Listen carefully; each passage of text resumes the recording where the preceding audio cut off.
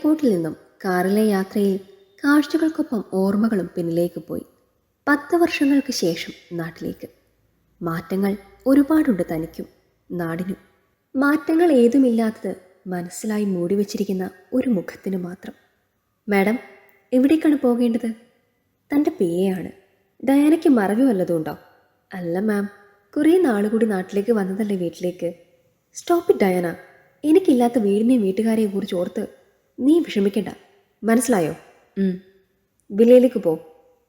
Okay ma'am. Diana പറഞ്ഞുകൊണ്ട് ഡ്രൈവർക്ക് നിർദ്ദേശം കൊടുത്തു. വീടും വീട്ടുകാരും ഓർക്കുമ്പോൾ പോലും വെറുപ്പോ ദേഷ്യമോ ഒക്കെയാണ്. മറ്റുള്ളവരുടെ കണ്ണിൽ താനൊരു ദുഷ്ടയാകും. പക്ഷെ അവർ മൂലം തനിക്കുണ്ടായ നഷ്ടങ്ങൾ അതൊരിക്കലും നികത്താനാവില്ല. മാം, വെള്ളിയെത്തി. ഓർമ്മകളിൽ മുഴുകിയിരുന്നവൾ ദീർഘമായി നിശ്വസിച്ചുകൊണ്ട് കാറിൻ്റെ ഡോർ തുറന്ന് പുറത്തേക്കിറങ്ങി. ടേക്ക് റെസ്റ്റ് ഡയാന, ഇനി ഇന്ന് വരെ വർക്കൊന്നും വേണ്ട പറഞ്ഞുകൊണ്ട് അവൾ മുകളിലെ മുറിയിലേക്ക് പോയി. ബാൽക്കണി ഡോർ തുറന്നാൽ കടലാണ് കാഴ്ച. അവൾ മാറിൽ കൈകെട്ടി ആ കാഴ്ച നോക്കി നിന്നു. ആർത്തിരമ്പുന്ന തിരമാലകളെപ്പോലെ ഓർമ്മകൾ മനസ്സിലേക്ക് ഓടിയെത്തി. നൂർജഹാൻ മാലിക്, പേര് കേട്ട മാലിക് ഹൗസിലെ അംഗം. ഒരിക്കൽ ആ മേൽവിലാസത്തിൽ താൻ ഏറ്റവും അധികം അഭിമാനിച്ചിരുന്നു. പിന്നീട് വെറുത്തു. ഇന്ന് ആ മേൽവിലാസത്തിൽ നിന്നും ഇറങ്ങിയപ്പോൾ വല്ലാത്തൊരു സമാധാനം തോന്നുന്നുണ്ട്. വാനിറ്റി മിററിലേക്ക് നോക്കി കുറച്ചു നേരം. നാളെ കോളേജ് റീയൂണിയനാണ്. അതിനുവേണ്ടിയാണ് വർഷങ്ങൾക്ക് ശേഷം ഈ വരവ്. കോളേജിനെ കുറിച്ച് ആലോചിക്കുമ്പോൾ മനസ്സിൽ ഓടി വരുന്നത് ഒരുവൻ്റെ മുഖമാണ്. വെളുത്ത തട്ടത്തിൽ പാതി തുറന്ന ഈ മുഖത്ത് ഏറ്റവും ഭംഗി ഈ കരിനീല കണ്ണുകൾക്കാണ്. കരിമഷിയാൽ അതൊന്നുകൂടി ഭംഗിയാക്കാമായിരുന്നു നൂർ. കവളിൽ നുണക്കുഴി ഒളിപ്പിച്ച് കണ്ണിൽ കുസൃതി നിറച്ച് പറഞ്ഞൊരുവൻ. അവനില്ലായ്മയിൽ അതൊക്കെ എന്നിൽ നിന്നും അകന്നു പോയിരിക്കുന്നു. ഉറക്കം പോലും വരുന്നില്ല. സുഖമുള്ള ഓർമ്മകൾ തന്നെ അതിന് അനുവദിക്കുന്നില്ല. വാതിലിൽ തട്ടുകേട്ടാണ് ചെറുമയക്കത്തിൽ നിന്നും നൂറ എഴുന്നേറ്റത്. എന്താ ഡയന? വാതിലിൽ പരിഭ്രമത്തോടെ നിൽപ്പാണ് ആള്. അത് മാം, അവിടെ. അവളുടെ നെഞ്ച് വല്ലാതെ മിടിച്ചു. അവിടെ എന്താ?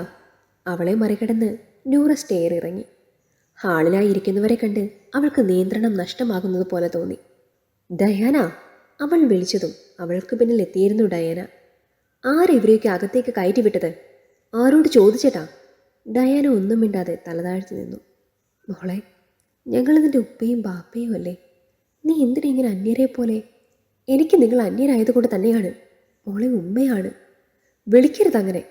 എനിക്കാരുമില്ല, ആരെയും വേണ്ട. പൊക്കോ ഇവിടുന്ന്. സങ്കടവും ദേഷ്യവും ഒക്കെ തോന്നി അവൾക്ക്. ഇത്രയും വെറുക്കാൻ ഞങ്ങൾ എന്താ ചെയ്തേ? ബാപ്പ വീണ്ടും ന്യായീകരിക്കാൻ ശ്രമിക്കുന്നത് പോലെ. നിങ്ങളൊന്നും ചെയ്തില്ലല്ലേ? നിങ്ങൾ എനിക്കുണ്ടായ നഷ്ടങ്ങൾ അതൊന്നും അല്ലല്ലേ? പറയ്, ഒന്നുമല്ലേ? അതിലേതെങ്കിലും ഒന്ന് എനിക്ക് തിരിച്ചു തരാൻ പറ്റുമോ നിങ്ങൾക്ക്? ഇല്ലല്ലോ. അപ്പോൾ ഇനി എൻ്റെ മുന്നിലേക്ക് വരരുത് പ്ലീസ്. ഒരു മറുപടിക്ക് കാക്കാതെ അവൾ മുറിയിലേക്ക് കയറിപ്പോയി. സോറി സാർ, ഡയാന പറഞ്ഞു. സാരമില്ല മോളെ. അവളുടെ ദേഷ്യം ന്യായമായതാണ്. ഞങ്ങളത് കേൾക്കാൻ ബാധ്യസ്ഥരാണ്. അഹങ്കാരവും ധാർഷ്ട്യവും തലയ്ക്ക് പിടിച്ച സമയത്ത് കാണിച്ചു കൂട്ടിയ ഓരോന്നിനും ഇപ്പോൾ പ്രായശ്ചിത്തം ചെയ്യുക. ഇവളോട് മാത്രം എന്ത് പ്രായശ്ചിത്തം ചെയ്യണമെന്നറിയില്ല. ഈറനണിഞ്ഞ് കണ്ണ് തുടച്ചുകൊണ്ട് അവർ ഇറങ്ങിപ്പോയി. അവർ പോകുന്നത് മുകളിൽ നിന്നും നൂറ കാണുന്നുണ്ടായിരുന്നു. അവളുടെ ബാഗിൽ നിന്നും ഒരു ബുക്ക് എടുത്തു. കോളേജ് സമയത്തെ ഡയറിയാണ്. അതിൽ മുഴുവനും അവനാണ്, ജീവൻ, തൻ്റെ പ്രണയം, തൻ്റെ മാത്രം.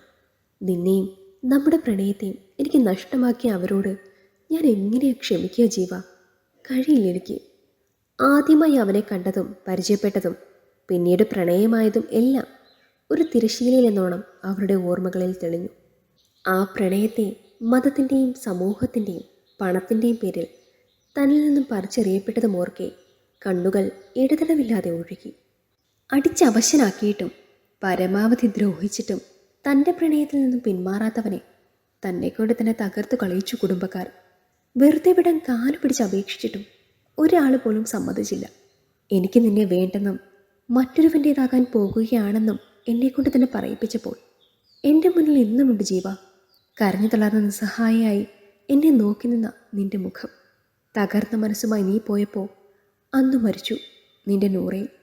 ഒടുവിൽ നിക്കാഹിൻ്റെ തലേ ദിവസം 2 കൈയും ഞരമ്പ് മുറിച്ച് എല്ലാം അവസാനിപ്പിക്കാൻ ശ്രമിച്ചു. പക്ഷെ അനിയത്തി കണ്ടതുകൊണ്ട് മാത്രം ഇന്ന് ജീവനോടെ ഇരിക്കുന്നു. ആ വിവാഹം മുടങ്ങിയപ്പോൾ രണ്ടാമതൊന്നും ആലോചിക്കാതെ ബാപ്പാടെ പെങ്ങളുടെ അടുത്തേക്ക് പോയതാണ് ജീവിതത്തിലെ ഈ വഴിത്തിരിവിന് കാരണം. ഇന്നൊരു ബൊട്ടീക് ശൃംഖലയുടെ ഉടമയായി മാറിയതിനുമുള്ള കാരണക്കാർ ഇവർ തന്നെയാണ്. രാവിലെ ഫംഗ്ഷന് പോകാൻ വല്ലാത്തൊരു ഉത്സാഹമായിരുന്നു അവൾക്ക്. Of white colour simple work ചെയ്ത ഒരു സാരിയായിരുന്നു അവളുടെ വേഷം. മിതമായ ഒരുക്കത്തിലും അവളുടെ കണ്ണുകൾ ഒഴിഞ്ഞു തന്നെ കിടന്നു. ഇന്ന് നിന്നെ കാണുമോ ജീവ? അറിയാം, നീ ഇന്ന് ചിലപ്പോൾ മറ്റാരുടെയെങ്കിലും ആയിട്ടുണ്ടാവും. എങ്കിലും ഒരു നോക്ക് കാണാൻ മനസ്സ് വല്ലാതെ തുടിക്കുന്നുണ്ട് ജീവ. എൻ്റെ കാത്തിരിപ്പിന് ഒരു പേരുണ്ടെങ്കിൽ അത് നീ മാത്രമാണ്. വർഷങ്ങൾക്ക് ശേഷം കോളേജ് ക്യാമ്പസിൽ കാലെടുത്ത് വെക്കുമ്പോൾ ഒരിക്കലെങ്കിലും ആ കാലത്തിലേക്കൊന്ന് തിരിച്ചുപോക്കില്ലേ എന്ന് മനസ്സതിയായി മോഹിച്ചുപോയി. നൂർജഹാൻ പിന്നിൽ നിന്ന് വിളിച്ചതും അവൾ തിരിഞ്ഞു നോക്കി. കൂട്ടുകാരാണ്. എല്ലാവരിലും കാലം കൊടുത്ത മാറ്റങ്ങളുണ്ട്. നൂർജഹാനെ, ആളാകെ മാറിയല്ലോ. മാറ്റങ്ങളുടെ എണ്ണമെടുക്കുകയാണ് അവർ. പിന്നെ മാറാതിരിക്കുമോ?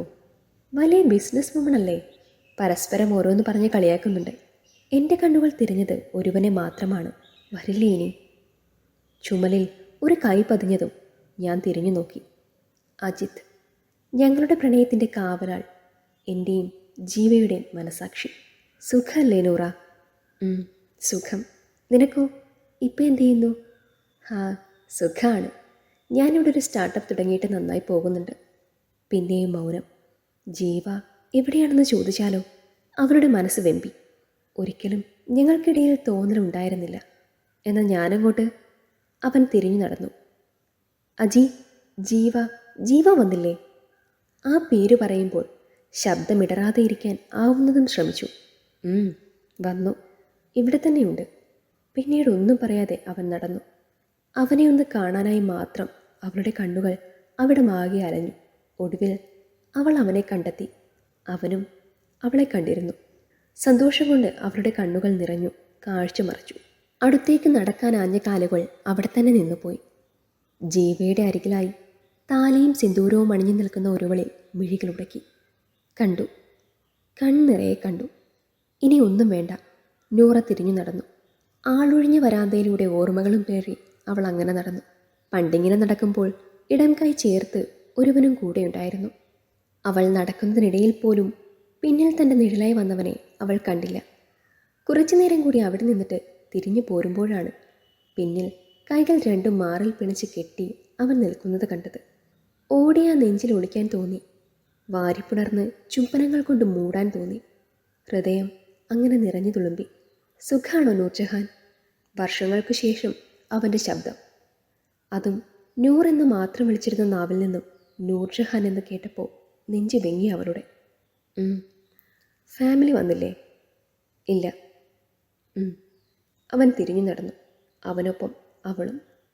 വാക്കുകൾ പോലും ഇല്ലായിരുന്നു അവനോടൊന്നും മിണ്ടാൻ. എല്ലാവരും പഴയ കാലത്തെ അയവിറക്കിക്കൊണ്ട് പാട്ടുപാടിയും വിശേഷങ്ങൾ പങ്കുവച്ചും സമയമധികം വേഗം കടന്നുപോയി. വീണ്ടും പിരിയുകയാണ്. പരസ്പരം പുണർന്നും കരഞ്ഞും യാത്ര പറഞ്ഞു. ഞാൻ ഇറങ്ങുക. അജിയും ജീവയും എല്ലാവരും നിൽക്കുമ്പോൾ അവരോടായി പറഞ്ഞു. എന്നെ ഒന്ന് നോക്കി ജീവ ധൃതിയിൽ പുറത്തുപോയി. പോവാണോ നീ? 10 മണിക്കാണ് റിട്ടേൺ ഫ്ലൈറ്റ്. ഇനി ഇങ്ങോട്ടില്ല. എല്ലാം അവസാനിപ്പിച്ച് പോവുകയാണോ നീ? അപ്പോൾ അവനോ?